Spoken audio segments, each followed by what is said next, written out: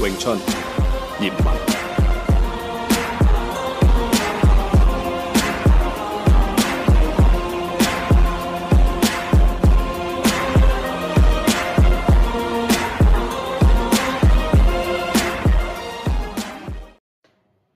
Halo teman-teman semua, ketemu lagi dengan saya Glenn Wong. Kita di section bacotan seputar Wing Chun pada hari ini, hari Minggu tanggal 7 Agustus. Nah, kebetulan buat teman-teman yang di channel YouTube juga bisa nonton saya yang ada di TikToknya Wing Chun Harmony Indonesia, yaitu di wingchun.harmony.ind ya, dan ini di TikTok itu baru pertama kali ya bacotan seputar Wing Chun saya buat live di sana. Jadi pengen tahu aja nanti trafficnya seperti apa dan lain sebagainya. Sebenarnya iseng-iseng aja sih. Yang terpenting itu adalah di tempat biasa, yaitu di channel Wing Chun Harmony Indonesia yang ada di YouTube channel. Oke, sebelumnya saya minta maaf ya karena tadi berkali-kali saya ganti ganti room, ganti link itu sampai 3 kali karena entah kenapa itu YouTube-nya error ya. Jadi biasa saya bikin untuk live bentuknya seperti yang saya biasa pakai, tiba-tiba bentuknya jadi lain dan tidak bisa masuk streaming. Terus juga tadi pas yang kedua saya udah live, ternyata kameranya malah pakai webcamnya notebook saya, bukannya pakai webcamnya yang eksternal. Nah, jadi buat teman-teman nanti khususnya yang di TikTok, teman-teman juga bisa lihat saya di YouTube kalau misalkan memang tidak mau untuk lihat di TikTok. Terus apa lagi? Oh ya, maaf juga ya karena waktunya jadi melenceng dari jam 8. Sekarang sudah jam 8 lewat 14 menit. Mudah-mudahan saya bisa ngebacot cukup 1 jam aja gitu, tidak terlalu lama. Dan sesuai dengan permintaan ya teman-teman yang ada di kelas online saya yang kemarin itu baru dijadwalkan hari Kamis malam sebagai hari pengganti karena hari Senin kemarin saya lagi di luar kota. Mereka katanya, Mas Glenn coba tolong bahas tentang Chamkyu, seperti itu requestnya. Oke, jadi malam hari ini saya akan membahas tentang Chamkyu sesuai dengan judul yang saya kasih di YouTube channel Wing Chun Harmony Indonesia, yaitu adalah Sinking the Bridge. Ya, tolong dikoreksi kalau bahasa Inggris saya kurang tepat ya, karena memang bahasa Inggris saya tidak terlalu bagus. Sinking the Bridge itu yang biasa diartikan untuk mengartikan bahasa atau menerjemahkan Chamkyu di dalam Wing Chun. Jadi Chamkyu ini adalah bentuk kedua tangan kosong di dalam Wing Chun. Nah, kita samain persepsi dulu ya. Oh ya, malam ini kebetulan saya tidak duduk ya, jadi saya lebih nyaman berdiri sebenarnya. Jadi sama kayak saya lagi ngelatih teman-teman yang di Rawamangun gitu. Jadi lebih enak lah, lebih santai buat saya daripada duduk. Karena kebanyakan duduk juga nggak bagus. Nah, kita samain dulu persepsi ya. Jadi ranahnya saya di sini itu adalah saya ngomongin dari segi Wing Chun. Jadi nanti apapun ucapan yang saya utarakan, mudah-mudahan ranahnya tetap di Wing Chun. Jadi tidak melenceng kemana-mana. Dan terus kedua, mungkin kita menyamakan dulu nih. Mungkin ada teman-teman yang nggak tahu Chamkyu itu yang kayak apa sih gitu kan. Nanti saya ngomongin Chamkyu malah ketukar sama Shuling Tao ceritanya gitu kan.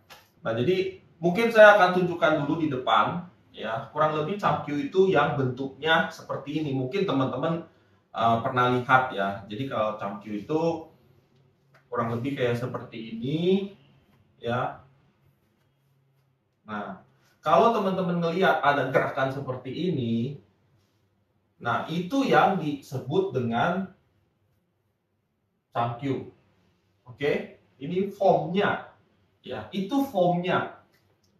Yang saya mau ngomongin di sini itu bukan untuk formnya, tetapi saya mau ngomongin adalah konsepnya. Nah, kenapa saya ngomongin konsepnya? Karena kejadian banyak orang yang salah kaprah, ya, bahwa mereka belum belajar Chamkyu apabila tidak memperagakan gerakan yang tadi saya peragakan.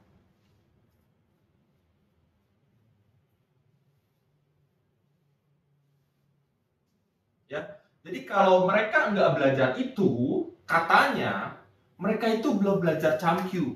Nah, di situ yang ingin saya luruskan. Jadi, Chamkyu yang saya akan bahas di sini adalah konsepnya. Ya, jadi kita samain persepsinya dulu nih. Jangan simpang siur nantinya. Nanti ngomongin bentuk, ada ngomongin konsep, ngomongin bentuk, ngomongin konsep. Nah, Chamkyu diartikan tadi sebagai sinking the bridge. Ada yang menyebutkan searching the bridge. Ada yang menyebutkan looking connection between, ya, looking the connection between. Itu juga sama. Jadi sebenarnya adalah mencari jembatan. Kalau diartikan dari sinking the bridge, ya, mencari jembatan. Nah, jembatannya di mana Mas Glenn gitu kan? Kok jadi aneh gitu? Ya, jembatan di sini, bridge di sini itu mewakili kata-kata sebagai kontak fisik, ya, kontak fisik antara bagian tubuh kita dengan bagian tubuh dari lawan. Ya, jadi kontak fisik itu disebut sebagai bridge, jembatan. Jadi bisa dibilang sebagai connection juga, ya, koneksi antara badan kita dengan badan lawan. Nah, itu bridge yang dimaksudkan di dalam sinking the bridge atau searching the bridge, ya. Atau ada juga yang bilang adalah looking the connection between. Between di sini nggak diterusin, tapi between ini maksudnya adalah between saya dengan pihak kedua, gitu kan. Itu Chamkyu, ya, yang diartikan secara harafiah, kurang lebih seperti itu. Nah, saya juga pernah menyebutkan bahwa Chamkyu itu juga bisa disebutkan sebagai Shulim Tao yang bergerak. Ya. Kenapa? Karena di Shulim Tao kita mempelajari segala bentuk Wing Chun secara basic. Tetapi masuk ke dalam Chungkyu, kita berbicara intermediate di sana. Jadi udah tahap menengah, ya, saat kita belajar Chungkyu. Makanya lucu kalau misalkan, ya, teman-teman sudah belajar Shulim Tao, terus nggak lama pengen belajar bentuk Chungkyu-nya, bentuk Chamkyu-nya. Ya, saya sering biasa ngomong Chungkyu sebenarnya cara bacanya itu kalau nggak salah Chamkyu nyebutnya. Nah, teman-teman udah belajar Shulim Tao tuh pengen cepet-cepet belajar Chamkyu. Ya, seperti yang tadi saya utarakan di depan, orang yang belajar form Chamkyu terkesan saya sudah belajar Chamkyu. Padahal belum tentu. Ya. Nah, konsep Chamkyu-nya itu sebenarnya tersirat pada saat kita membedah gerakan-gerakan yang ada di Shulim Tao. Oke. Nah, Shulim Tao itu yang kayak apa sih, Mas Glenn? Oke. Buat teman-teman yang nggak tahu Shulim Tao, tadi kan saya udah bentuk peragakan Chamkyu, ya. Jadi persepsi dan bayangan teman-teman jangan ketukar. Nah, Xiu Lim Tao mungkin teman-teman ada yang pernah melihat yang melakukan gerakannya tuh pelan seperti ini. Pelan banget. Ya. Terus ditarik lagi. Kemudian ditekuk. Nah, yang saya peragakan ini adalah bentuk kedua dari Xiu Lim Tao. Ya, mungkin pernah lihat. Nah, itu yang saya maksudkan. Jadi Xiu Lim Tao itu ada 7 gerakan semuanya. Nah, karena Chamqiu ini adalah bentuk intermediate dari Xiu Lim Tao, jadi pengembangan dari Xiu Lim Tao, maka teman-teman yang mau belajar ke Chamqiu tentunya ya harus benar-benar memahami dulu ya dan mahir dalam melakukan dan berlatih Xiu Lim Tao.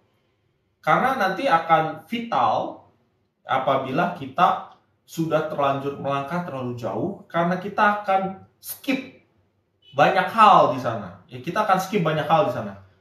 Hal-hal yang berhubungan dengan Xiu Lim Tao, pengembangan Xiu Lim Tao, tiba-tiba kita skip masuk ke bentuk form dari Chamqiu itu sendiri, sehingga ya itu kita miss hal-hal yang di video-video saya sebelumnya itu pernah saya utarakan ya panjang lebar ya.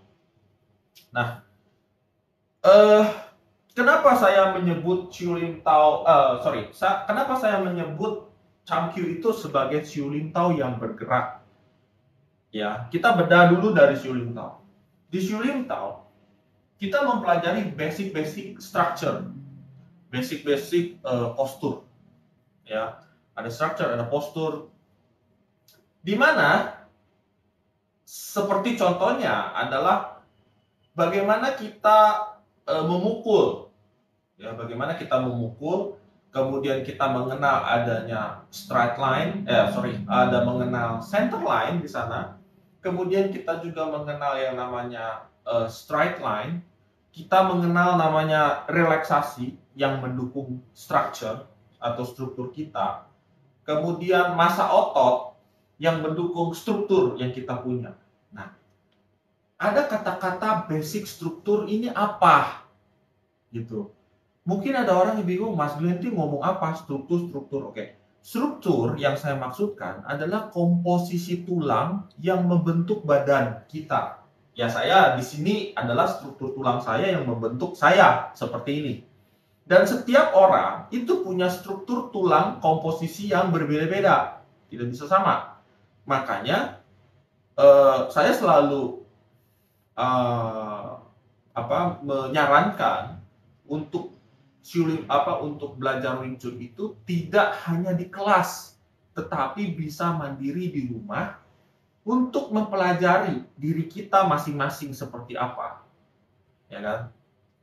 Karena kadang kita nggak nyadar. Karena kita habit dan kita terus mengulangi hal yang sama, badan ini akan bergerak seperti pilot otomatis ya, yang tanpa ada perintah ya berjalan begitu aja tanpa ada awareness yang kita punya. Awareness itu adalah kesadaran. Ya, kesadaran akan diri yang kita punya, kesadaran akan apa yang kita gerakan dan harus bagaimana kita menggerakkan. Nah, itu yang saya maksudkan dengan basic structure yang ada di dalam Xiu Lim Tao. Seperti misalkan yang tadi dengan bentuk pelahan. Kita sadar nggak dengan gerakan yang kita lakukan? Kita sadar nggak dengan ego yang ada pada saat kita lakukan bentuk Xiu Lim Tao yang benar-benar pelan ini? Gitu. Kemudian kita merasa nggak bagaimana cara kita berdiri, bagaimana cara kita berpijak, bagaimana bentuk tulang belakang kita, dan lain sebagainya. Itu adalah basic. Kita mengenal diri sendiri. Ya. Nah, sedangkan pada saat kita belajar Chamqiu, itu sudah bukan basic structure lagi, tetapi intermediate structure. Jadi ada struktur-struktur yang sudah berkembang dari yang sebelumnya. Misal mungkin di Xiu Lim Tao bentuk pertama kita mukul pelan ya, seperti ini. ditariknya pun sama. Nah, tetapi pada kita masuk Changkyu, kita mulai berusaha untuk membangkitkan yang namanya momentum pada saat kita mukul. Misalkan bentuk pertamanya jadi seperti ini, kemudian ditarik seperti ini, ya, dan lain sebagainya, dan terus ke sana, ya. Kemudian ada bentuk-bentuk yang misalkan seperti yang tadi saya tunjukkan, ya, udah ke sini, kemudian kita buka, kemudian kita tarik, kemudian kita ding. Saya nyebutnya ding sao, ada yang nyebutnya palm strike, ya, itu terserah mereka, ya, tapi di saya namanya itu ding sao. Nah, ding sao itu pengembangan dari Xiu Lim Tao nomor 2, ya, cuman dipakai untuk situasi yang berbeda. Kalau Xiu Lim Tao nomor 2 itu palm strike, kalau di Chungkyu itu namanya ding sao, ya. Nah, hal-hal itu berkembang, ya, dari yang basic masuk ke intermediate, ya, tanpa menghilangkan, tanpa meninggalkan yang namanya dasar-dasar yang udah kita latih di dalam form pertama Wing Chun. Oke, itu yang pertama, ya. Kenapa Changkyu saya sebut sebagai Xiu Lim Tao yang bergerak. Terus yang kedua, ya, di dalam Xiu Lim Tao kita belajar namanya basic untuk mengenal 3 jarak antara diri kita sama lawan, yaitu adalah jarak pendek, jarak menengah, sama jarak jauh, ya. Itu yang ada di bentuk Xiu Lim Tao nomor 2, ya, yang tadi saya peragakan dengan pelan seperti ini. Jarak pendek, ya, 5 jari kurang lebih, ya. Kemudian jarak menengah itu kurang lebih sekitar 1 jengkal. Kemudian jarak jauh itu kurang lebih, ya, sekitar segini atau dalam posisi bentuk pukulan. 3 jarak tersebut di Changkyu kita kembangkan, ya, dengan Bong Sao, ya. Kenapa saya bilang kita harus memahami bentuk tersebut? Kita memahami konsep 3 jarak tersebut, short distance, long distance, ya, pendek, menengah, jauh. Karena saya pernah melihat, ya, beberapa orang pada saat kita Chungkyu, wusaunya itu ada di sini, ya, tempel sama badan, ya, ada di sini, atau kadang ada di depan, nempel sama tangan Bong Sao-nya. Yang tepat itu wusau itu ada di antara badan kita dengan Bong Sao-nya, yaitu di tengah-tengah. Jadi tidak ada di depan, tidak ada di nempel di badan, itu tidak ada, ya.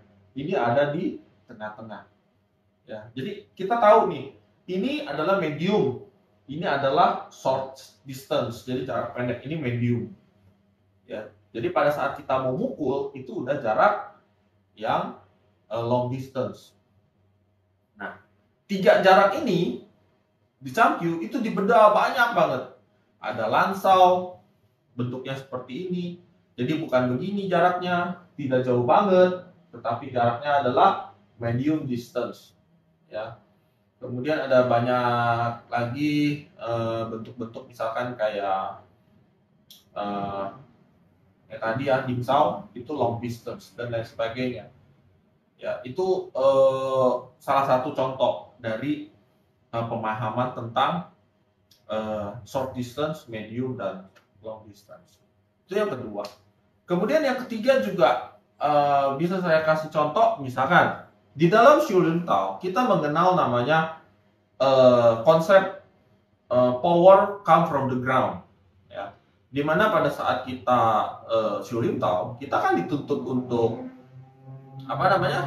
untuk ground, ya, untuk grounding. Orang nyebutnya grounding, ada yang bilang ayo biar bagus pijakannya, badannya nggak goyang-goyang. Nah, konsep-konsep basic tersebut itu dikembangkan, ya, karena di Xiu Lim Tao itu kan kuda-kudanya statik, ya kan, diam di tempat. Jadi kalau kalian teman-teman kalau misalkan di TikTok mungkin kelihatan ya karena bentuknya potret, kalau di YouTube kan saya bentuknya landscape. Itu kan bentuknya cuma berdiri seperti ini aja gitu kan. Mungkin buat teman-teman yang pernah lihat atau pernah latihan Wing Chun dan pernah tahu tentang Siu Lim Tao, kaki itu tidak gerak, kaki itu diam. Tetapi pada saat kita masuk ke Cham Kyu, kaki itu mulai dinamis. Ya, walaupun dinamis di sini masih dalam tanda petik, dalam arti kata kita hanya terpaku pada beberapa sudut direksi, ya, direction, ya, beberapa sudut arah, dan kemudian beberapa beberapa bentuk arah langkah, ya, cuma ke kiri dan ke kanan. Tidak ada yang namanya 4 arah mata angin atau 8 arah mata angin untuk langkahnya sendiri. Jadi kalau dalam bentuk Cham Kyu-nya sendiri itu kan cuma ke kiri, kemudian ke kanan, ya kan? Terus nanti balik lagi ke tengah. Ya, kemudian rotating yang saya kenal dengan, yang saya sering sebut dengan istilah shifting, ya kan? Itu kan cuma arahnya cuma begini-begini. Bagaimana kalau ke belakang, gitu kan?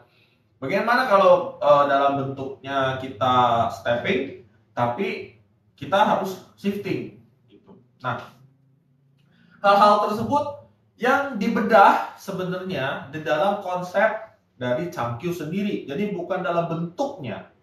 Ya, kalau formnya ya istilahnya dalam 1 bulan kita bablas Siu Lim Tao 1 bulan, Cham Kyu-nya 1 bulan, itu bisa. Tetapi konsepnya yang ada di dalam bentuk Cham Kyu-nya kita nggak akan dapat.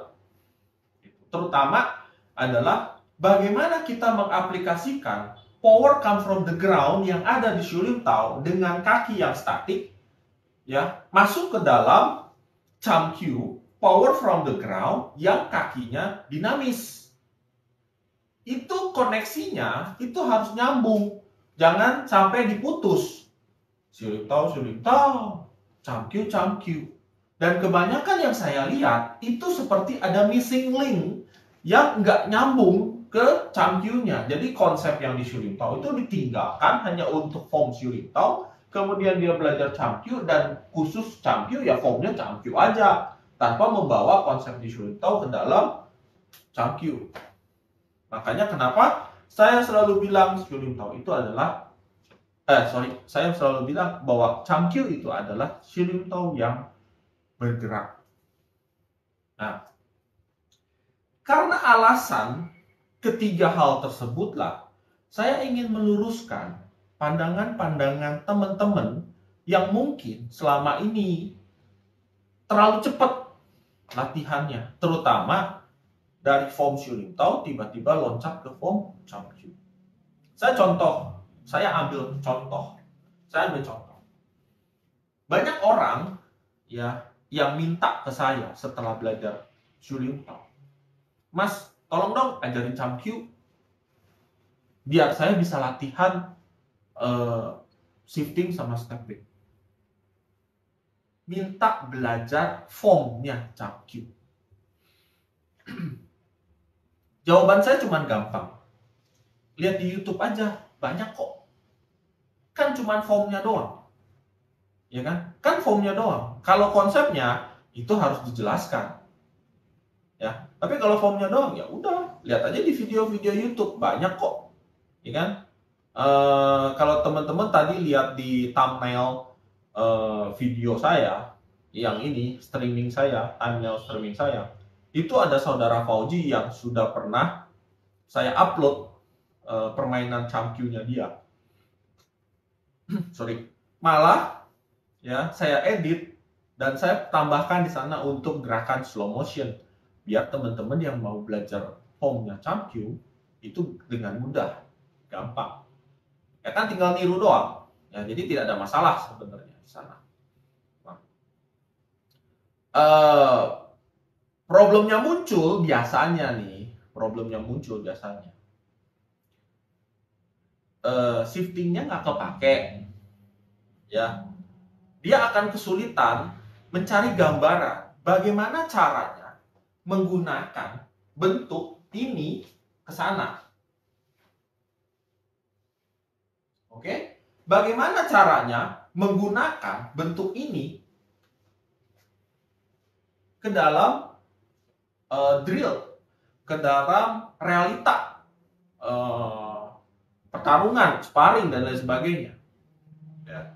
Bagaimana caranya ini dipakai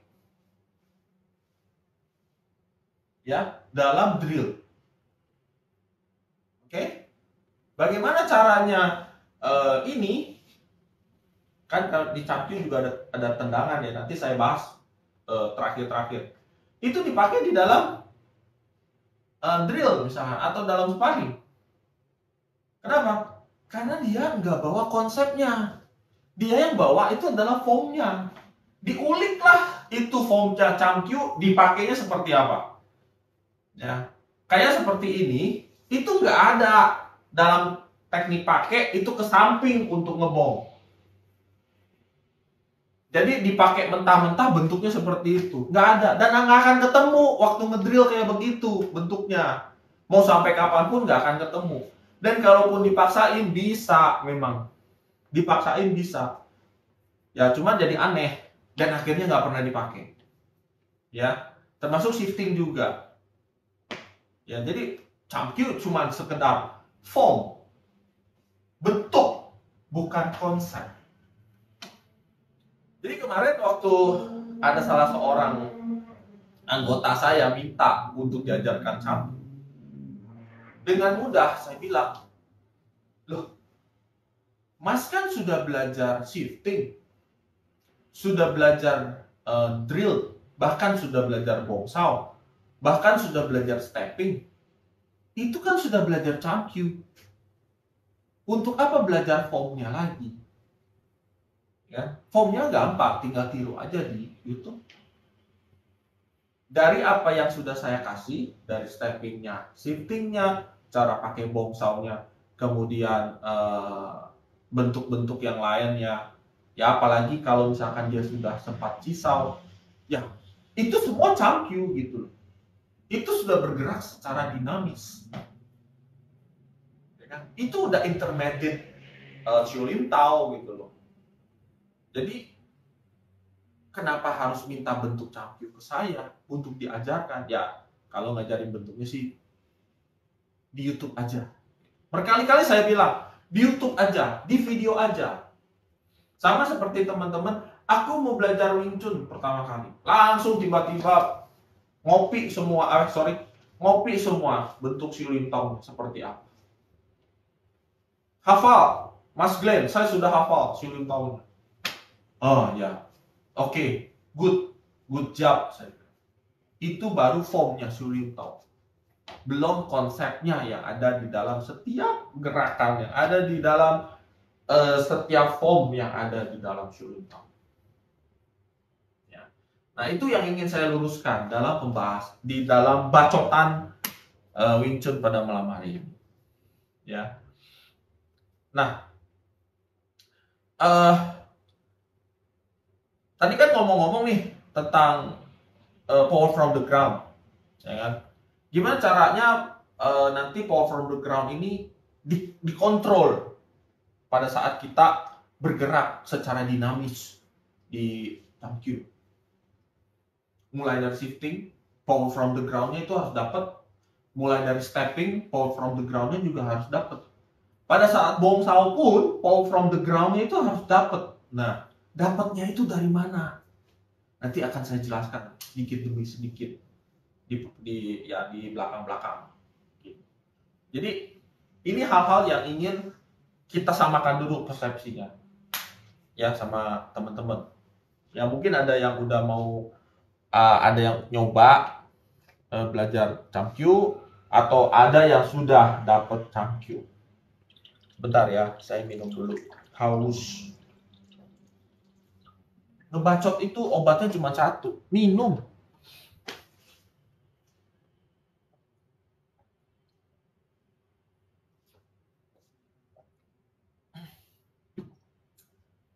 Oke, saya cut lagi sebelum saya lanjut.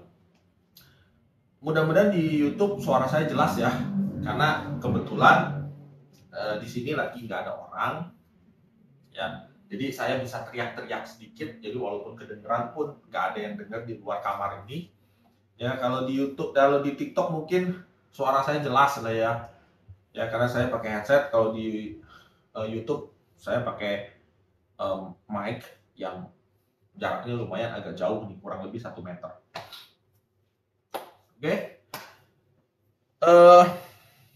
Oke, Mas Yuda, thank you.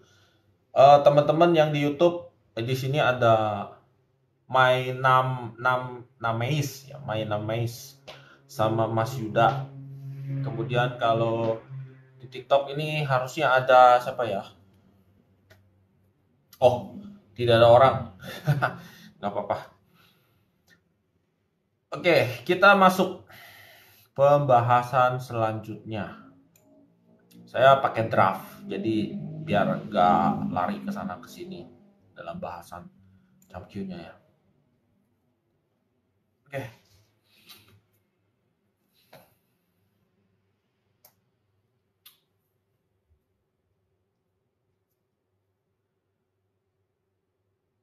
CamQ ya, CamQ di sini. Selain belajar kedinamisan gerak yang membutuhkan footwork atau pergerakan kaki, sebenarnya CamQ ini kita belajar sama kayak Shurintau ya, belajar awareness, belajar kesadaran untuk memiliki kepekaan. Jadi dari mulai bentuk-bentuk yang kita gerakan di dalam CamQ itu kita berlatih sedikit demi sedikit untuk mencari kepekaan yang nanti dikembangkan pada saat kita latihan Cisau. Ingat, saya garis bawahi, dikembangkan. Jadi bukan berarti begini, bukan berarti jadi sebelum belajar CamQ, Mas Glenn, kita harus tahu Cisau dulu dong. Salah.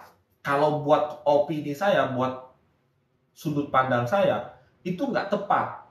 Tetap orang yang belajar Cisau wajib tahu CamQ itu seperti apa. Konsepnya, bukan bentuk formnya.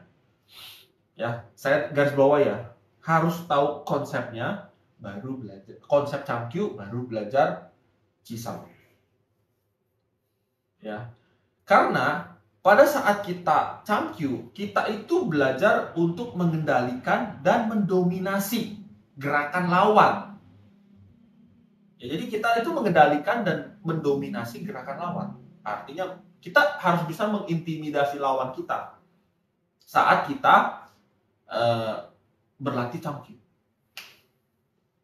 Nah, setelah kita paham nanti dari gerakan-gerakan yang ada di CamQ tersebut, tentunya nih dengan latihan drill. Nah, saya bilang ngomong nih, dengan latihan drill baru dikembangkan ke dalam Cisau. Karena Cisau itu ya, mungkin sebagian orang taunya bahwa Cisau itu cuma begini-begini doang, Mas Glenn. Nggak ada. Kata siapa? Cisau itu nggak cuma itu doang. Ya, yang dilatih Cisau ya. Cisau itu ada maju, ada mundur, ya, ada shifting juga, ada gimana caranya kita ngasih pressure ke depan. Jadi pada saat kita Cisau statik, mungkin kita berusaha untuk mengembangkan basic yang ada di Shurintau menuju ke intermediate. Ya, pada saat kita Cisau dengan statik, dengan kaki diam, itu kita ngelatih menuju ke intermediate. Nah, pada saat kita mau mulai stepping, itu sekalian, ya, saat kita berusaha dinamis pada saat Cisau, itu sekalian kita memasukkan konsep CamQ-nya ke sana. Jadi sejalan tuh. Ya, jadi nggak kepotong-kepotong.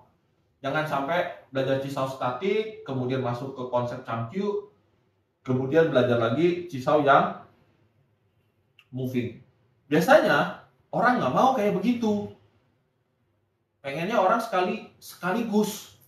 Ya, sama kayak kita belajar kan, kita nggak tahu, kita belajar udah Shiurin Tao selesai, pengen masuk ke bentuk Champyu. Jadi orang pengen langsung aja bablas gitu, sekaligus. Kan Shiurin Tao-nya udah, langsung Champyu aja deh gitu kan. Jadi ini pun sama, udah semua dapat, ya udah kita cisau aja sekaligus gitu. Nah kalau yang ini bener, jadi sekaligus, sudah tahu dinamisnya, baru kita cisau dan berusaha untuk mengembangkan konsep statiknya ke konsep dinamis. Karena di sini nanti ada link, ya, ada penghubung juga, ada connection yang harus teman-teman pahami juga pada saat kita merubah itu. Nah, terus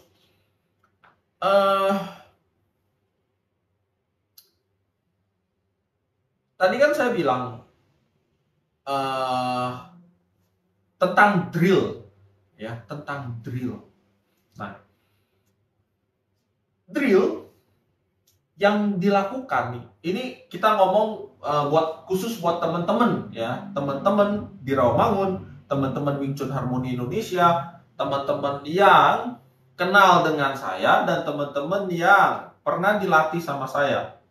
Ya, buat teman-teman yang belum pernah ketemu saya dan belum pernah berlatih dengan saya, dalam hal ini adalah urutan latihan, ya, urutan latihan.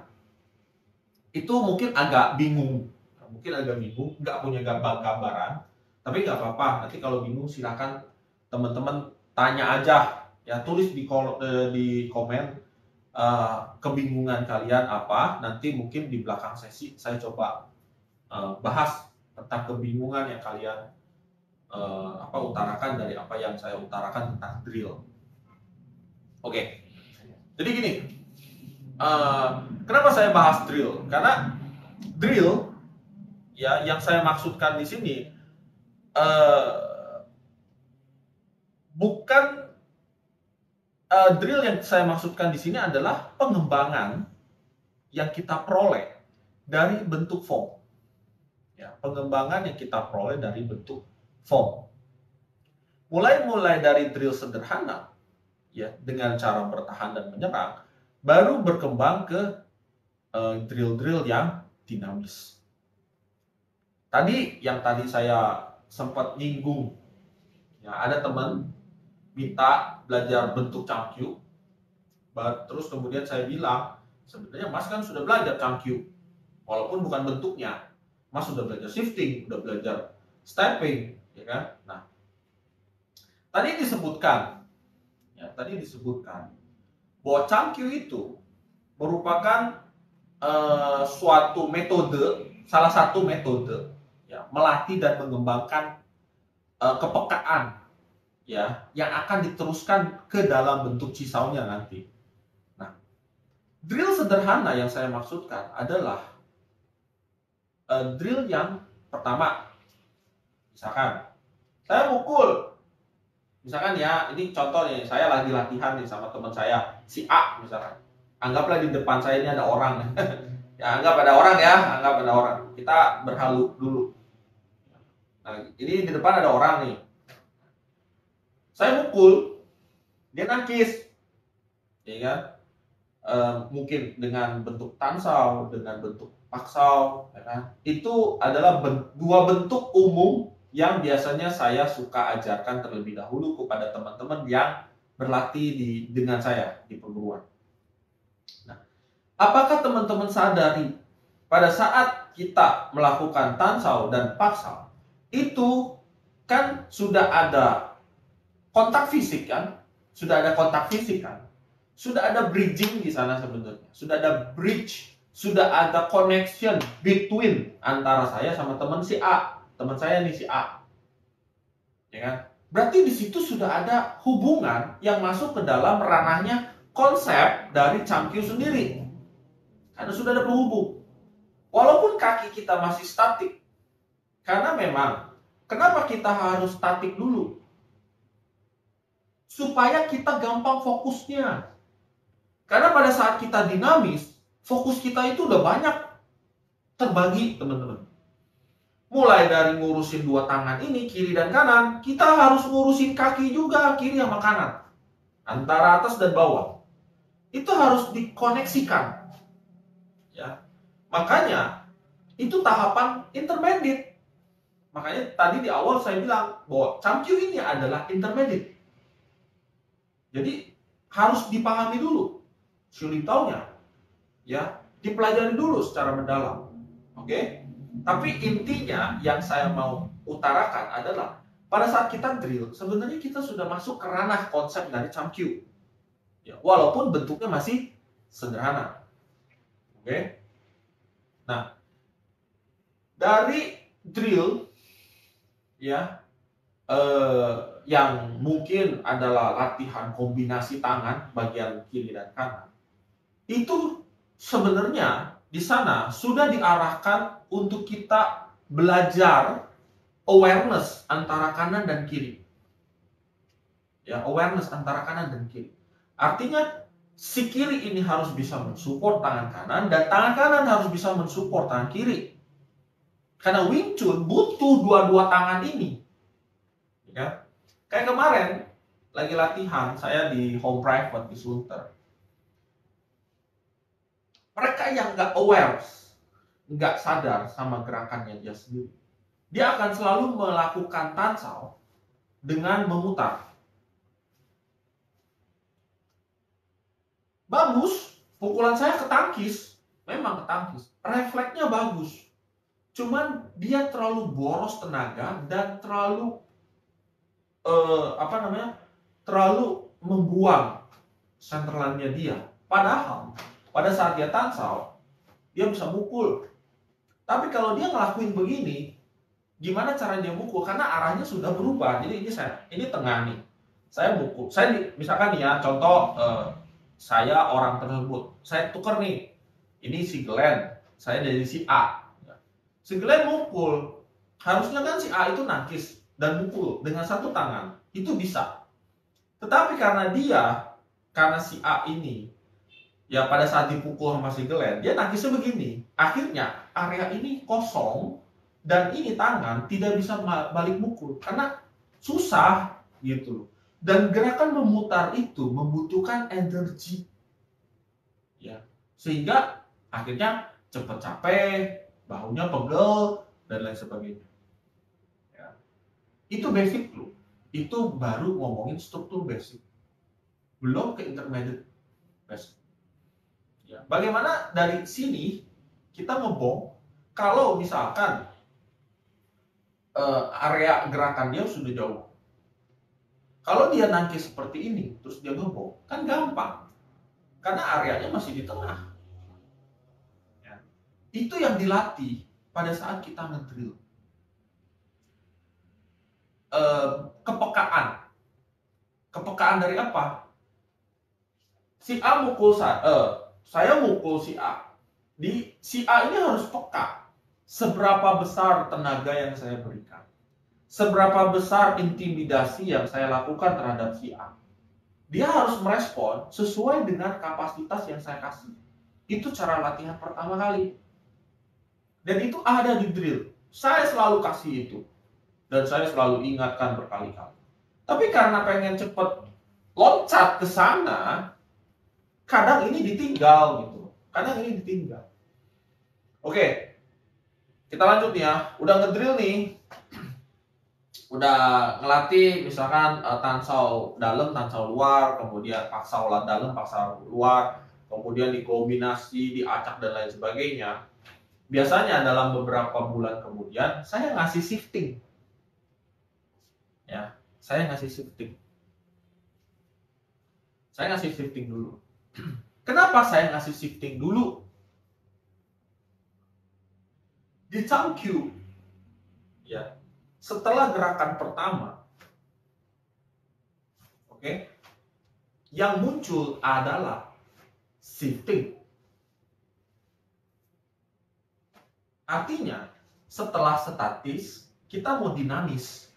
Dinamis itu kan mobile kan gerak. Ada link di sini. Linknya itu adalah shifting. Jadi kalau dari statik tiba-tiba dinamis, shiftingnya dioper ke nomor 3, ya udah ngaco dari ranah CAMQ-nya gitu. Jadi missing link dari statik ke dinamis itu sebenarnya connection-nya adalah shifting.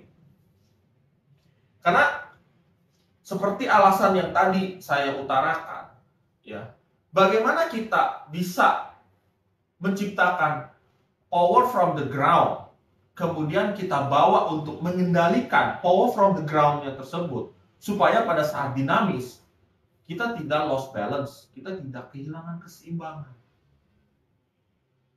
Nah, pada saat kita shifting, di sana kita menemukan yang namanya center line kedua di badan kita. Selain yang pertama kita ngomongin center line ini gitu kan. Center line itu garis tengah vertikal yang membelah badan kita kiri dan kanan. Itu secara sederhana, ya, untuk menggambarkan secara sederhana. Sebenarnya yang dimaksudkan center line itu adalah backbone, tulang punggung. Itu center line kita. Itu sumber keseimbangan yang harus kita pertahankan. Kedua, pada saat kita shifting, kita mengenal yang namanya pinggul itu sebagai bentuk rotasi. Ya. Jadi pada saat shifting itu beda, ya, beda antara kalau kita shifting begini, ya, sama kita shifting begini. Itu feel-nya, power from the ground-nya itu akan beda. Ya, akan beda. Silakan teman-teman coba sendiri ya. Dan kalau benar jangan oban, cepat ganti. Ya. Cepat ganti. Biar missing link-nya ini antara dinamis ke statik itu nggak terputus. Pesan saya cuma itu aja. Saya juga dulu sama, malah shifting saya dulu tuh ribet. Shifting saya tuh dulu tuh begini. Ya, kalau di TikTok mungkin kelihatan kaki saya seperti apa. Mungkin kalau di YouTube nggak kelihatan. Nah, tapi itu kesalahan dan itu diperbaiki seiring dengan berjalannya waktu dan seiring dengan kita memperbaiki kekeliruan pada saat kita latihan. Nah, kita balik lagi ke drill yang tadi. Ya. Kita sudah tadi latihan yang statik, kita mulai latihan shifting. Ya. Yang dilatih shifting, saya pesennya cuma satu. Coba latihan shifting secara sederhana dulu deh. Kayak apa? Kita mansau. Center line-nya ke depan. Kemudian kita shifting. 1, 2, 3, 4, 5. Yang kita gerakan adalah pinggul. Pinggul ini akan mengkoneksikan antara bagian atas dengan bagian bawah. Antara bagian kepala, bahu, badan atas dengan bagian paha, kaki ke bagian bawah. Jadi pada saat kita shifting itu, kita bergerak whole, secara keseluruhan. Bukan bergerak begini. Ya, bukan pinggulnya, bukan kakinya. Atau bukan pula bahunya doang. Seperti ini. Enggak, kita bergerak whole, secara keseluruhan. Makanya kenapa pada saat CAMQ gerakan yang ini, kita bergerak whole, secara keseluruhan, ke kiri dan ke kanan. Ya. Itu yang dipelajari pertama kali kita latihan, waktu kita latihan shifting pada saat drill. Ya, kemudian dari situ dikembangkan. Shifting yang tadi sederhana, kita pakai pukul. Kemudian diintimidasi sama temennya. Terjadi juga di sana yang namanya bridging. Terjadi di sana yang namanya bridge, connection, kontak fisik antara si A sama saya. Di situ mulai belajar banyak gerakan-gerakan tangan yang digabung ke dalam shifting. Biar apa? Biar kita kenal, biar kita nggak bosen tujuannya itu. Tapi yang terpenting adalah latihan shiftingnya. Halo teman-teman di TikTok, selamat gabung. Di situ ada siapa? Naufal sama Zico. Oke, nah terus Kita lanjut ya. Di situ kita mulai kenal yang namanya jamsal, kita mengenal namanya gam, kita kenal namanya bong, kita kenal namanya gansal, kita kenal yang namanya hwansal. Semua itu pakai rotasi, shifting. Ya, kemudian digabung dengan pukulan dan lain sebagainya. Itu masih dalam konteks drill, latihan pasangan. Ya. Nah, jadi buat teman-teman yang kemarin minta form chamkyu sama saya tanya sudah belajar itu belum? Kalau belum, jangan ngomongin soal form chamkyu dulu. Latih dulu shiftingnya. Latih dulu kombinasi tangannya. Ingat ya, chamkyu konsepnya dikembangkan untuk berlatih Chisao. Nah, nanti latihan Chisao kita ngomong sedikit. Oke, kita lanjut lagi nih dari drill. Ini ceritanya saya sama si A ini belum belajar folk chamkyu, baru latihan drill doang. Yang ngelatih kombinasi tangan, membiasakan gerakan kaki dan lain sebagainya. Ngomong-ngomong, pada saat kita belajar shifting, saat kita drill dan belajar shifting, di sana sudah ada bentuk sederhana bagaimana kita mensinkronkan. Karena shifting itu kan datangnya dari pinggul. Kita mensinkronkan antara gerakan kaki dengan gerakan tangan. Sorry, saya balik. Antara gerakan tangan dengan gerakan kaki. Supaya sinkron. Itu, sinkron dulu. Makanya kenapa di chamkyu shifting dulu, bukan langkah dulu, bukan stepping dulu. Ya. Kemudian sudah latihan sana sini, belum ngomongin stepping, latihan sana sini, baru beberapa bulan kemudian saya mulai ngelatih yang namanya, ayo kita coba stepping secara sederhana. Artinya dari posisi gigi Kim Myung Ma kita melangkah ke depan, dari posisi gigi Kim Myung Ma kita melangkah ke depan. Walaupun sudah belajar itu, masih ada aja orang yang bilang, Mas Glenn, kalau ngelangkahnya kayak begitu kaku dong. Ingat ya teman-teman, ini konteksnya latihan. Ini konteksnya latihan. Saya belajar naik mobil mah gampang. Saya belajar nyetir mobil, itu mana berani lari pas pertama hari kedua, hari ketiga, lari 100 km per jam itu mustahil itu. Gak ada orang yang belajar setir mobil, hari pertama kedua tiba-tiba bisa lari 100 km per jam, bahkan sampai 200 km per jam. Gak ada istilahnya kayak begitu. Ini konteksnya latihan. Kita mau dinamis, kita harus lakukan dulu step by step-nya. Ya, saya baru bisa lari 100 km per jam itu setelah beberapa hari, beberapa bulan belajar bawa mobil, dan itu dilakukan setiap hari. Baru saya berani bisa ngebut, bisa trek-trekan di jalan tol dengan lari kebut seperti itu. Awal-awal nggak bisa kayak begitu. Begitupun sama kayak saya dengan si A. Saat latihan drill ya kita ikutin arahannya. Nah, setelah latihan stepping sederhana, dari arah diem, kemudian gerak. Diem, gerak.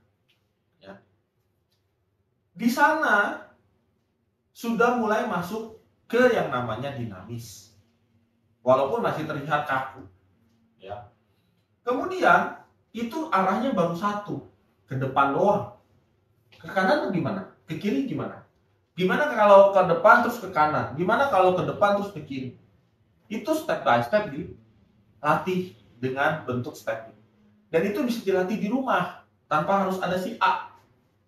Sorry ya, saya masih berhalusinasi ada teman saya di sini. Ya. Karena susah nyari teman buat diajak untuk latihan berdua itu nggak gampang, ya kan? Pasti selalu ada alasannya dan selalu nggak bisa klop sama waktu yang kita punya. Jadi caranya ya kita latihan sendiri, tetapi dengan terarah, Jangan sampai latihan sendiri kita itu tidak terarah. Akhirnya nanti dari sia-sia. Ya. Oke, kita lanjut ya. Nah, pernah nggak teman-teman sadari ya, dari posisi statik, wah udah bagus nih, woi keren, udah kayak Yipman. Pas giliran maju,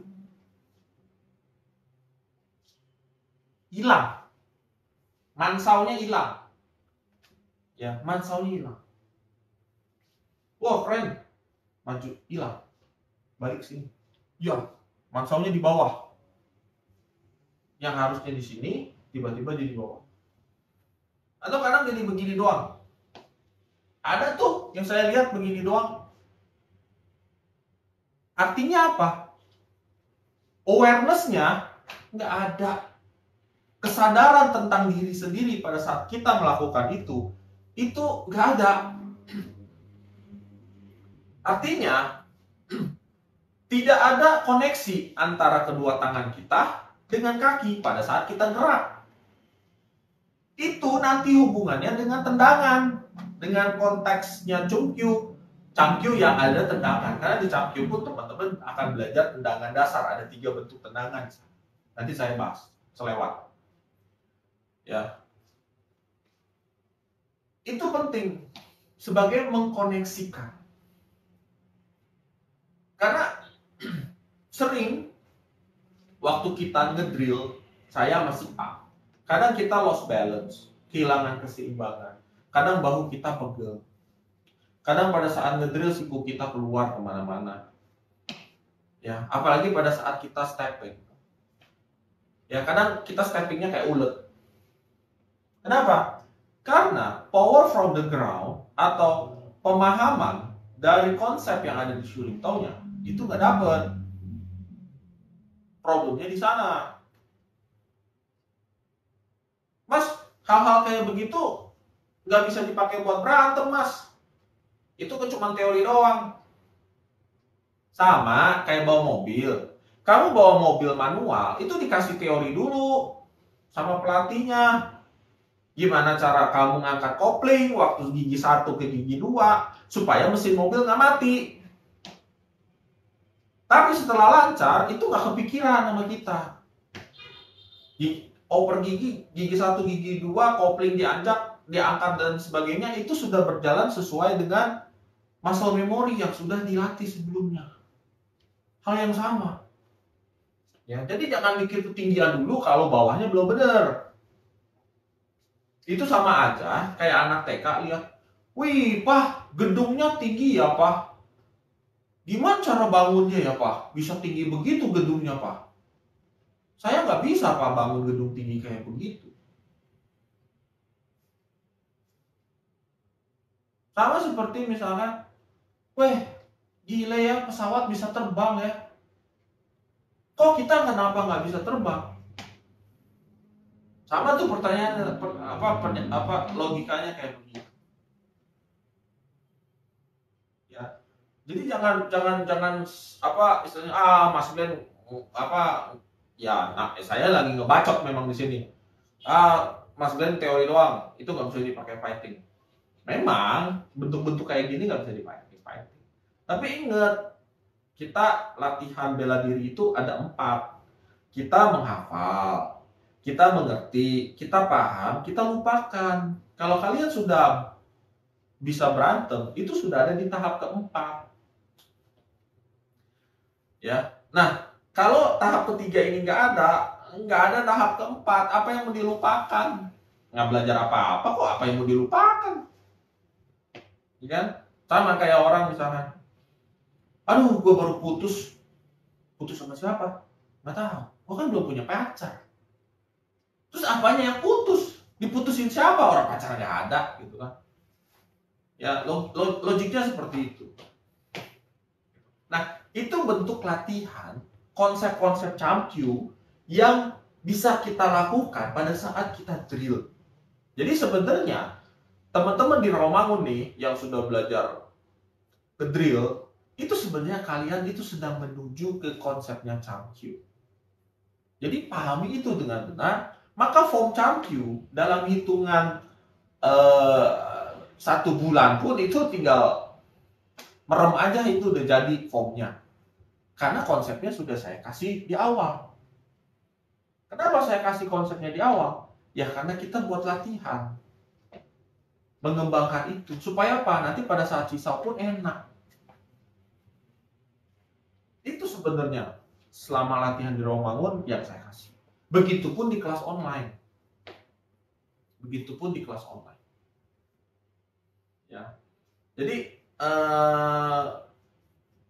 itu kurang lebih bentuk-bentuk drill yang saya biasa latih. Sebenarnya di sana sudah ada konsep sederhana tentang cisau, konsep sederhana tentang kepekaan terhadap tenaga lawan, bagaimana kita harus mengontrol tenaga dan lain sebagainya. Nah,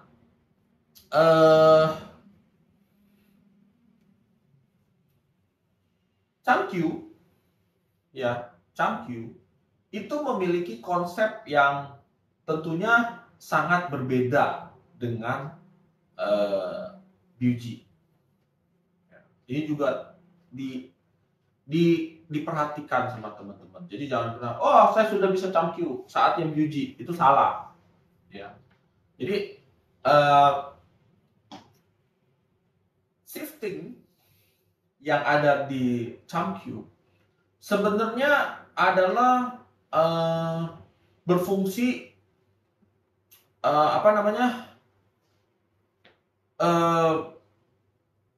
kita bergerak karena kita merasakan kesalahan yang dilakukan oleh lawan. Ya, termasuk stepping pun sebenarnya sama. Jadi dalam Changkyu itu antara shifting dan stepping itu dilakukan karena kita tahu musuh melakukan kesalahan. Makanya kita bergerak sesuai dengan konsep yang ada di Changkyu. Kalau di Byuji, ya, itu adalah konteksnya recovery. Jadi shifting di Byuji sebenarnya ya shifting tapi konsepnya bukan dari pinggul. Nah, shifting di Byuji itu konsepnya adalah kita memperbaiki kesalahan yang sudah terjadi. Jadi kesalahannya itu misalkan ya contohnya saya menggunakan Changkyu karena si A ini melakukan kesalahan. Misalkan dia ngasih bobot terlalu besar, ya udah saya shifting aja biar dia kebuang.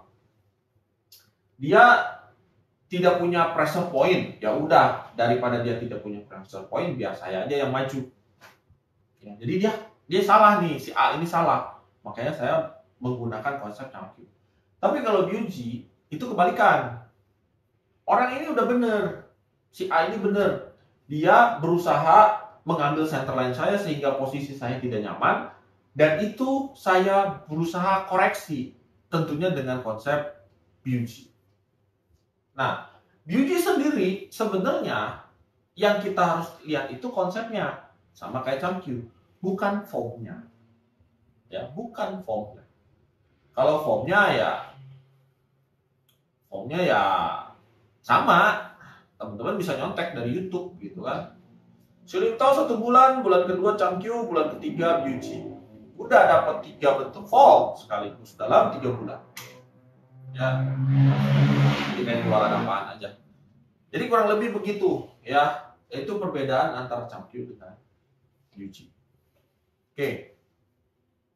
Kemudian di sini baru kita ngomongin soal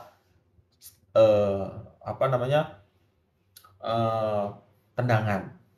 Ya, ini juga banyak diminta sama teman-teman yang di kelas online. Mas Glenn bahas tendangan dong, Mas Glenn bahas tendangan dong. Oke, ini sekedar aja. Hanya konsep yang ada di dalam Byuji sendiri. Jadi, di Byuji. Dalam konsep tendangan yang ada di dalam formnya Changkyu. Kalau di saya, tendangan basic yang ada di Changkyu itu ada 3 bentuk. Ada 3 bentuk. Pertama adalah saya nyebutnya sih scanning kick, itu yang pertama. Kemudian yang kedua itu adalah front kick, ya, atau strike kick, tendangan lurus. Nah, yang ketiga itu adalah sweeping kick. Jadi dari samping itu ke depan, itu sweeping kick. Nah, bentuk tendangannya seperti apa itu nanti saya bahas di konten yang lain ya, karena saya butuh teman, partner. Karena si A ini nggak bisa ditendang gitu, ini nggak ada siapa-siapa gitu kan, kosong. Nah, jadi apa yang harus dilatih di sini yaitu adalah pada saat kita melatih tendangan, pada saat champion, kita harus mengkoneksikan bagian bawah dengan atas. Contoh gampang. Kemarin saya cisau sama beberapa bulan yang lalu itu sama salah satu teman saya di Rawamangun. Ya. Karena selama ini cisau itu hanya static dan moving itu aja ya. Nah, tiba-tiba pada saat saya pakai kaki, dia kaget dan bingung. Bagian atasnya langsung buyar, fokusnya lari ke bawah. Ya, karena dengan waktu cisau saya nggak bisa nendang tinggi, paling saya nendang itu setinggi lutut, ya, lutut dalam atau lutut luar, kurang lebih seperti itu. Atau pada saat saya moving, tiba-tiba jempol kakinya saya injek, dia kaget, nggak bisa gerak, nggak bisa mundur, nggak bisa kemana-mana. Akhirnya bagian atasnya buyar, awareness-nya hilang, larinya ke kaki. Nah, hal itu yang dilatih di Samkyu. Cara latihannya seperti apa? Cara latihannya sebenarnya sama seperti latihan shifting di awal. Diam, shifting, tangannya ke depan. Ya, kemudian sama dengan latihan stepping, ya. Tangannya didiam di sini, kemudian stepping atau mundur, ya, atau berbalik arah seperti ini, geser ngadep sana dan lain sebagainya. Nah, tangan tetap fokus ke depan, dalam arti kata ini agak sebagai proteksi, sebagai protection. Ini mansau tangan atau asking hand kalau dalam bahasa Inggris, ya. Tangan asking hand ini pada saat kita misalkan nendang, ini tetap posisinya di sini. Enggak pas nendang posisinya jadi di bawah. Kebanyakan orang seperti itu. Jadi pas nendang itu kakinya turun. Mau begini pun pada saat nendang kakinya kebuka. Ya. Di Wing Chun tetap harus seperti ini. Makanya pada saat Samkyu kemudian nendang, ini posisinya tetap di sini. Baru turun. Ya. Nah, tapi waktu latihan drill, ya, cara latihannya kalau mau latihan kaki ya seperti tadi aja gitu. Ya. Dia di sini nendang, turun. Itu yang sederhana aja bentuknya seperti itu. Ya. Nah, itu ngelatih tendangan yang ada di Samkyu. Jadi saat kita melakukan gerakan kaki, usahakan bagian atas kita tetap fokus. Jangan sampai fokusnya loss. Ya. Balik lagi ke cisau sama teman saya waktu itu. Saya minta dia yang nendang. Saya pas lagi cisau, si A ini nendang saya. Waktu cisau dia nendang. Pada saat dia nendang, hal yang terjadi yang tadi saya bilang, bagian atasnya tuh hilang. Yang biasanya ada tekanan, ada pressure point, tiba-tiba pas nendang pressure point-nya hilang. Kenapa? Karena awareness-nya turun ke bawah. Nah, di sini itu kan kelihatan berarti latihan untuk mengkoneksikan, menghubungkan bagian atas sama bagian bawahnya itu belum stabil. Dia baru hanya mengkoneksikan antara shifting dengan stepping, belum ke arah tendangan. Hal ini sebenarnya wajar, ya. Hal ini sebenarnya wajar karena kebanyakan kan kalau di Wing Chun itu kan ngurusinnya tangan dulu, baru kaki. Bahkan saya pernah utarakan bahwa sebelum kita mengenal tendangan, kita itu harus bisa mengontrol kedua tangan ini. Ya, karena kecenderungan orang nggak bisa kontrol. Kalau udah mukul ya mukul, dia nggak bisa stop. Itu yang sering terjadi. Dan itu pernah kejadian sama saya. Saya digaplok sama orang luar, ya, pada saat dia minta dia minta latihan cisau. Dia ngetes cisau yang saya punya. Padahal tangan saya itu sudah masuk dan berhenti di rahang. Tiba-tiba dia gaplok pipi kanan saya. Gaplokan pertama saya balas dengan gaplokan kedua tentunya. Kenapa? Karena dia nggak sadar bahwa tangan kiri saya itu sebenarnya udah masuk di pipi. Ini kan konteksnya cisau. Ya. Cisau itu bukan untuk fighting. Cisau itu adalah untuk latihan sensitivity, latihan kepekaan, ya, latihan merespon, ya, berdasarkan energi yang diberikan oleh teman kita, gitu. Bukan tujuannya adalah nyerang. Apalagi di sini statusnya dia adalah tamu, sedangkan saya adalah sebagai tuan rumah. Ya, masa sih kita bertamu ke rumah orang? Baik-baik, tiba-tiba kita gampar pemilik rumah, kan nggak mungkin. Itu kan nggak ada etikanya sih.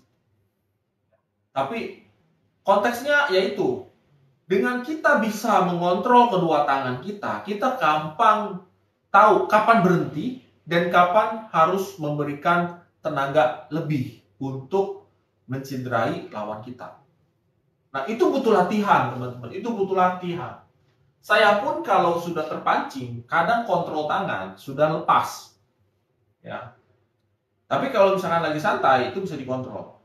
Nah, posisi feel, ya, supaya kita relax, itu yang akan sulit pada saat kita ngedrill. Ya, ada teman saya di Rawamangun juga pada saat drill itu, dia selalu ketakutan. Wah, takut nih gue kepukul sama temennya. Oh, takut gue kepukul. Akhirnya dia lupa untuk bisa menjaga strukturnya, untuk menjaga strukturnya, untuk menjaga posisinya, untuk menjaga kimia supaya lebih kokoh. Karena dia ngurusin bahwa tangannya nggak boleh kepukul, dan dia tidak ngurusin tangannya dia sendiri untuk nakis dengan tepat. Itu dua konteks yang sangat berlainan sekali, gitu. Ya, jadi itu contoh kurang lebih pada saat kita menggunakan tendangan, pada saat kita latihan konsep Chamkyu. Ya, saya ngomongin konsep Chamkyu. Ya. Ya.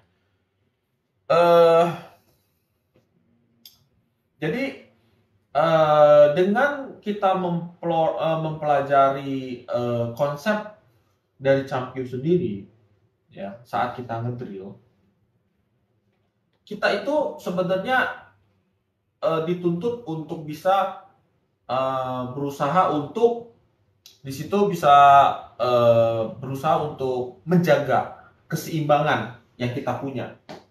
Ya. Jadi intimidasi dari si A ini terhadap saya itu sebisa mungkin saya tidak sebisa mungkin intimidasi itu tidak mengganggu keseimbangan saya pada saat saya berdiri. Ya.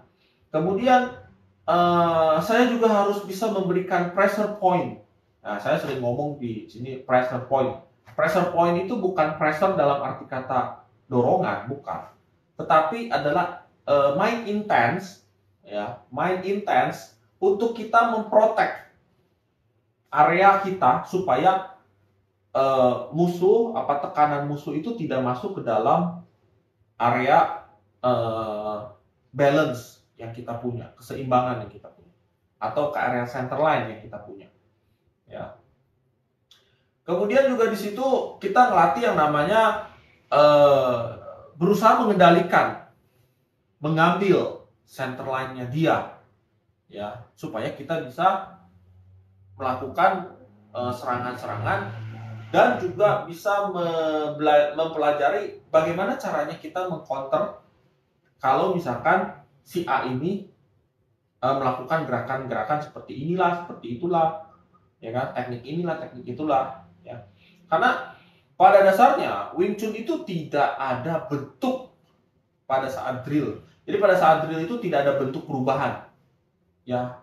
Dia dinamis, mau bergerak apapun pada dasarnya bisa aja, ya. Tetapi sebelum dinamis, kita harus belajar yang namanya statik, ya. Statiknya itu kita pelajari dulu. Seperti misalkan, oh statik tansau seperti ini, paksau seperti ini, jamsau seperti ini, gam seperti ini, bom seperti ini. Itu statiknya. Nah, nanti dari situ kita berusaha dinamis sedikit demi sedikit.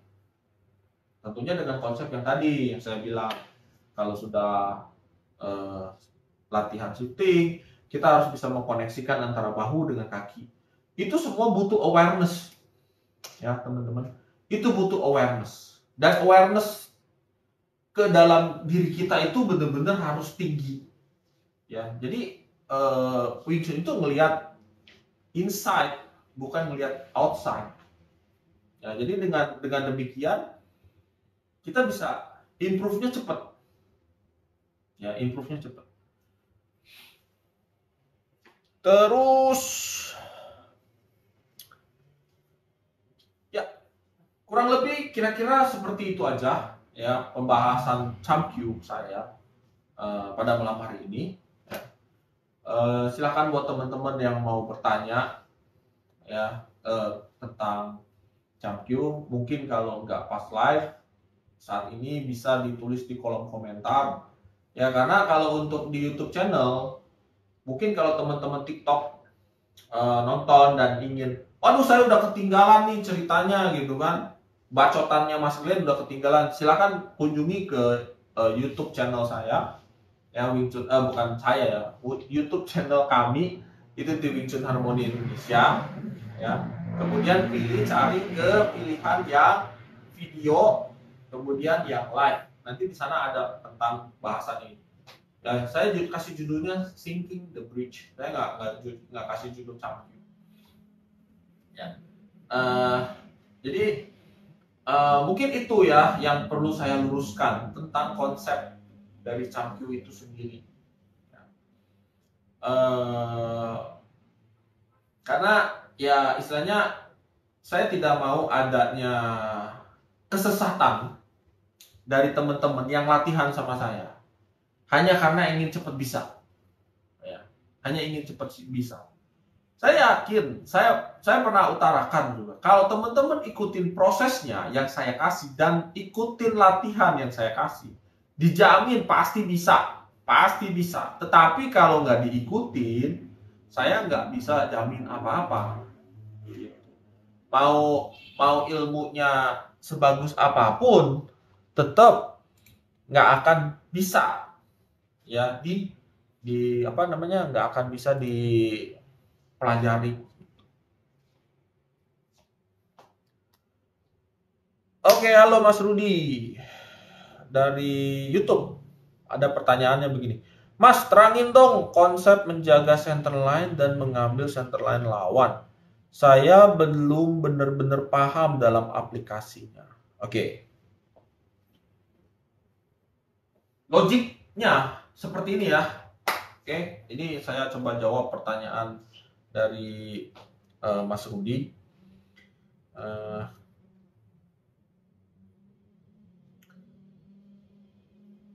Kita harus paham dulu center line yang dimaksud. Kita harus samakan dulu persepsinya. Center line yang dimaksud itu adalah area serang. Ya. Yang dimaksudkan di sini itu area serang. Kita mempertahankan center line itu artinya kita mempertahankan area serang kita. Tapi secara lebih detail sebenarnya kita mempertahankan keseimbangan yang kita punya. Buat saya, attack itu bukan harus selalu pukul. Ya, menyerang itu bukan selalu harus pukul.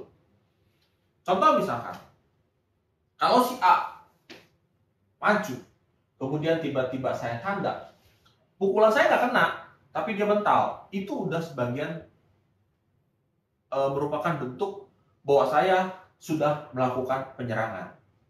Paham ya? Jadi pada saat dia mukul, kemudian saya maju, kemudian tanda dan saya masuk begini, pukulan saya nggak kena dia, tapi dia mental, artinya dia menjauh atau dia terpental jaraknya sehingga kemudian saya bisa maju lebih jauh lagi untuk ngasih serangan berikutnya. Kalau kena udah jelas itu suatu serangan. Kalau misalkan pas tanda kena pipinya misalkan, itu udah suatu bentuk serangan jelas banget kelihatan. Nah, terus bertahan buat saya itu bukan selalu harus nangkis, ya, bukan selalu harus nangkis. Contoh misalkan dia mukul, kemudian saya tanda sambil shifting, kemudian pada saat dia mukul dan saya tanda sambil shifting, dia oleng ke arah sana, si A ini oleng ke arah sana, sedangkan saya posisinya tetap nyaman. Itu menurut saya juga sebagai bentuk dari pertahanan. Ya. Jadi bukan selalu harus nangkis, enggak harus nangkis. Mungkin misalkan pada saat dia mukul, saya lapsa waktu musuhnya saya tarik, itu juga sebagai bentuk dari pertahanan atau defense. Ya. Kemudian pada saat dia masuk terus saya lansau sehingga badannya itu tersendat di depan, nggak bisa masuk lebih dalam, itu juga sebagai suatu bentuk pertahanan. Nah, sekarang bagaimana caranya kita mempertahankan center line? Oke. Kita harus tahu dulu, Mas Rudi, bahwa center line itu yang harus kita pertahankan adalah area serang. Ini area serang, sebenarnya ini area serang. Tapi yang lebih fatal itu adalah area serang yang di tengah. Nah, kita anggap supaya orang nggak masuk ke area serang ini, kita harus mempertahankan area serang ini dengan konteks seperti ini. Ya, dengan konteks seperti ini. Jadi area serang itu kita harus mempertahankan dengan jarak kurang lebih adalah middle range dengan long range. Itu jarak yang harus dipertahankan pada saat kita mempertahankan center line. Jadi jangan sampai serangan orang itu masuk ke short range. Ya. Kalau orang tersebut si A ini misalkan mukul saya, tetapi saya tidak merasakan apa-apa, ya is okay. Kenapa harus diributkan gitu? Lu kena. Kalau di pertandingan, iya memang itu dapat poin. Tapi saya nggak ngomongin soal pertandingan. Saya ngomongin tentang self defense. Jadi kalau orang mukul dan saya nggak kenapa-napa, ya sudah, saya pukul balik aja gitu kan. Logiknya kan gitu. Sama kayak waktu itu orang itu gampar saya nggak ngerasa apa-apa digampar, saya gampar balik, dan saya yakin gamparan saya berasa di kepalanya dia. Logiknya gitu. Saya pernah dipukul perut saya lagi latihan cisau, tiba-tiba saya melakukan kesalahan, perut saya kepukul, tetapi saya fine aja. Sedangkan saya pada saat saya mukul, dia bisa mundur, padahal saya mukulnya pelan. Coba deh teman-teman yang di Rawamangun yang pernah dipukul pelan sama saya kan mukulnya pelan gitu loh, bukan pukul kenceng. Konteksnya cuma satu, kita paham dengan energi yang kita punya, kita paham dengan structure yang kita punya. Ya, oke, kita balik lagi ke pertanyaan Mas Budi. Jadi konteksnya itu, Mas, ya, berusaha untuk tetap stay dengan tangan. Makanya gini, waktu latihan, ya, saya pernah lucu nih. Kita mau latihan drill, saya udah di depan sama si A lagi nih. Saya drill di depan, saya mau mukul ya. Si A nyantai aja berdiri. Karena saya menyerang itu, dia nyantai. Dengan potensi seperti itu, dia kan istilahnya dia membuka center line-nya dia untuk diserang dengan mudah, ya kan? Coba kalau dia begini misalkan, ya, atau dia begini misalkan, minimal ya, walaupun itu bukan bentuk dari Wing Chun, tetapi minimal dia sudah standby untuk mengantisipasi serangan yang saya berikan pada saat latihan. Tapi kalau dia sudah begini, itu artinya dia nggak mempertahankan apa-apa. Oke? Nah, mungkin konteksnya itu ya, untuk bertahan terhadap center line yang kita punya. Nah, sekarang kita bagaimana kita cara mengambil center line orang? Center line kita harus menghadap ke arah poin di mana kita mau menyerang. Ya. Jadi bukan berarti gini ya. Misal ya, si A ini ada di depan saya nih. Jadi kan pertanyaannya yang di YouTube. Jadi saya ngadep ke kamera ya untuk YouTube. Saya ada di depan. Jadi depan kamera saya ini nih, anggap kamera depan saya ini adalah si A. Pada saat si A nyerang, ya, kemudian saya shifting, bukan berarti center line saya ke sana. Ya, misalnya dia serang, kemudian saya shifting, bukan berarti center line saya ke sana. Center line saya tetap ke sana, ke arah dia. Otomatis pada saat dia mukul dan saya shifting, saya center line-nya ke dia, dia pasti center line-nya sudah ke sana. Sudah ke arah sana, karena saya shifting, yang bawa badan dia ke sana. Artinya dengan begitu, saya sudah masuk ke ranahnya center line-nya si A. Tapi, kalau pas dia mukul, kemudian saya masuk, kemudian saya mental balik ke belakang, itu artinya saya belum masuk ke dalam ranahnya center line orang. Jadi center line kita itu harus dijadikan patokan untuk mencari titik serang. Makanya kenapa di Siulun Tahu itu kita selalu awalnya seperti ini dulu. Ini adalah supaya kita mengingatkan bahwa ini adalah center line kita nih yang harus diprotek. Dan ini adalah arah dari serangan kita untuk mengambil center line orang. Kira-kira itu Mas Rudi jawaban yang bisa saya berikan. Ya, mohon maaf baru bisa terakhir saya bales ya, karena ya nggak asik kalau saya lagi ngejelasin tiba-tiba dipotong untuk menjawab pertanyaan. Kalau misalnya ada sambung nyambung ya mungkin searah bisa, kalau nggak searah ya terpaksa harus di belakang ya. Jadi kalau misalkan Mas Rudi masih stay tune ya kira-kira seperti itu ya. Kalau misalkan Mas Rudi sudah tidak stay tune ya mungkin bisa dibuka nanti save-an video saya.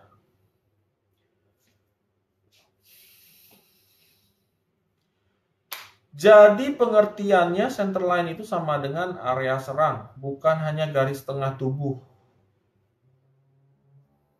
Salam kopi hitam. Hitam ini saya ada kopi hitam di kopi hitam. Ya betul, kurang lebih seperti itu ya. Jadi center line itu adalah sama dengan area serang. Ya. Area pertahanan kita juga area serangan yang kita berikan kepada orang ya. Persepsinya seperti itu ya. Karena kalau orangnya miring, misalnya si A ini miring nih, dadanya ke arah sana, ya tetap saya nyerangnya tetap ke sana, ke depan, bukan nyari dadanya ke sini, bukan.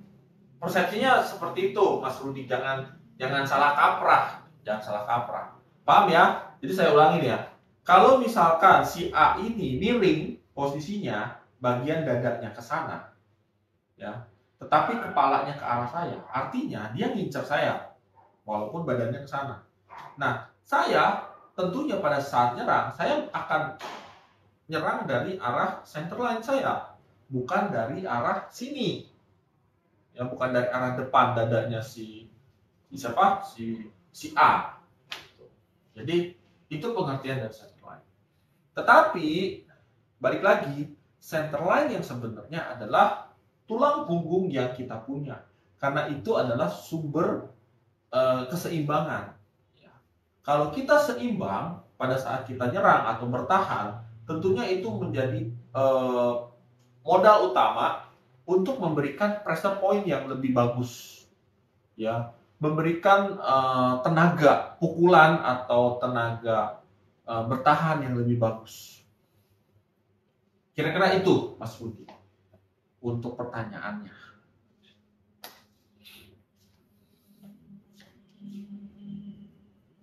Oke, kira-kira Kira-kira ada lagi Mas Rudi yang ingin bertanya? Ini sudah jam 9.42. Wah, berarti sudah sejam setengah. Sudah sejam setengah. Iya. Sudah sejam setengah ya. Sudah sejam setengah. Oke, kalau misalkan sudah tidak ada bacotan saya pada malam hari ini, saya cukupkan sampai di sini aja ya. Mohon maaf jika ada kata-kata yang kurang berkenan ya, yang mungkin menyinggung ya. Tapi ya mohon dimaklumi karena memang saya utarakan apa adanya supaya jangan ada yang tersesat, terutama buat teman-teman yang sudah latihan bareng sama saya. Ya. Soalnya kalau sesat saya juga yang kelimpungan. Jadi dia bilang, diajarin siapa lu? Oh itu diajarin Mas Glenn. Wah, saya yang repot nanti. Makanya jangan sampai ada yang tersesat. Kira-kira itu aja ya yang bisa saya sampaikan. Ya, kita ketemu lagi di bacotan Wing Chun yang akan datang dengan topik yang lain yang mungkin lebih menarik daripada sekedar topik malam hari ini.